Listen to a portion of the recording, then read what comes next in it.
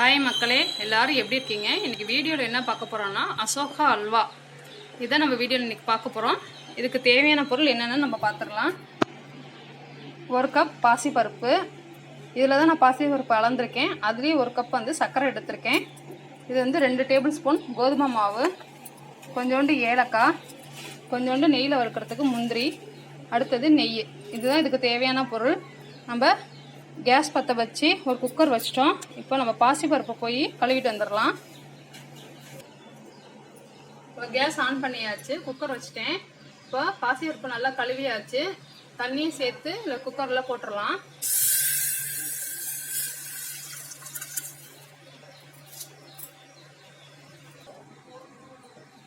இப்போ தண்ணி ஊற்றியாச்சு. பாசிப்பருப்பு முழுகிற அளவுக்கு தண்ணி ஊற்றினா போதும். இப்போ நம்ம குக்கரை க்ளோஸ் பண்ணி ஒரு 4 விசில் விட்டு மையா விசில் வந்ததுக்கப்புறம் ஆஃப் பண்ணி எடுத்துக்கலாம். இப்போ க்ளோஸ் பண்ணிடலாம் குக்கர் மூடிய. நல்லா 4 விசில் விட்டு எடுத்துக்கலாம். பண்ணியாச்சு, விசில் அடங்கிடுச்சான்னு செக் பண்ணிக்கலாம். ஓகே, இப்போ ஓப்பன் பண்ணிக்கலாம். சூப்பராக வெந்துருச்சு.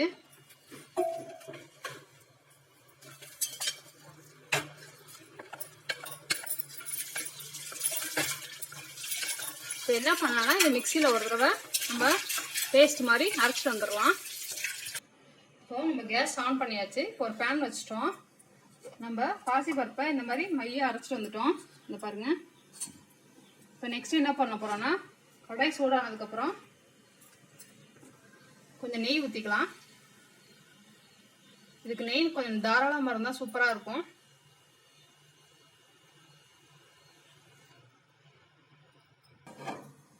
முந்திரி பருப்பு போட்டு நம்ம வறுத்து எடுத்துக்கலாம்.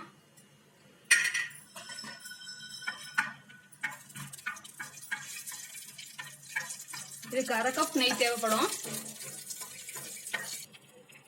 இப்போ முந்திரி வறுத்து எடுத்தாச்சு. இல்லை 2 ஸ்பூன் வந்து நான் கோதுமை மாவு எடுத்திருக்கேன். இதையும் வறுத்து எடுத்துக்கலாம்.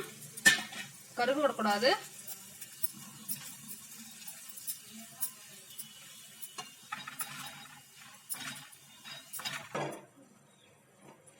நம்ம அரைச்சிருக்க பாசிப்பருப்பை இதில் சேர்த்துடலாம்.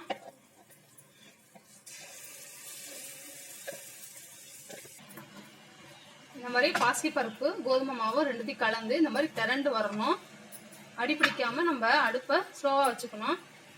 இப்போ நெக்ஸ்ட் என்ன பண்ண போறோம்னா, இந்த சர்க்கரை சேர்த்துக்கலாம். கரெக்டான பதம் இது. எப்படின்னா இந்த மாதிரி திரண்டு வரணும், ஒட்டக்கூடாது பேன்ல. இப்போ நம்ம சர்க்கரையை சேர்த்துக்கலாம். சர்க்கரையும் நம்ம பாசிப்பருப்பு அல்வாவும் ஒன்றா கலக்கணும். கொஞ்சோண்டு நம்ம ஏலக்காய் தட்டி வச்சிருக்கோம், அதையும் சேர்த்துக்கலாம்.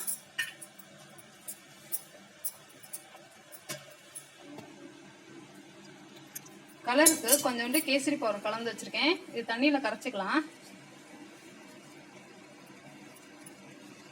இது கலந்துடலாம். பார்ப்போம், இப்பயே கலர்ஃபுல்லாக இருக்கு. இந்த மாதிரி கலந்து விட்டுக்கலாம். இது வந்து எங்கள் ஊரில் ரொம்ப ஃபேமஸ். இது வீட்லேயே செய்யலாம், சூப்பராக இருக்கும். இது ரொம்ப சிம்பிள் தான், சீக்கிரம் செஞ்சிடலாம். பாசிப்பருப்பு வச்சு எடுத்துட்டோம்னா போதும். இது ஒரு 1/4 மணி நேரத்தில் நம்ம ரெடி பண்ணிடலாம். இன்னும் கொஞ்சம் இதுக்கு நெய் சேர்த்தா தான் சூப்பராக இருக்கும். பாருங்க, நெய் ஊற்றினோன்னு எப்படி இருக்கு பாருங்க, பார்க்கவே சூப்பராக இருக்குல்ல. கடைசியா முந்திரி பருப்பு சேர்க்க போறோம். இதையும் சேர்ந்து நல்லா கலந்து விட்டுக்கலாம்.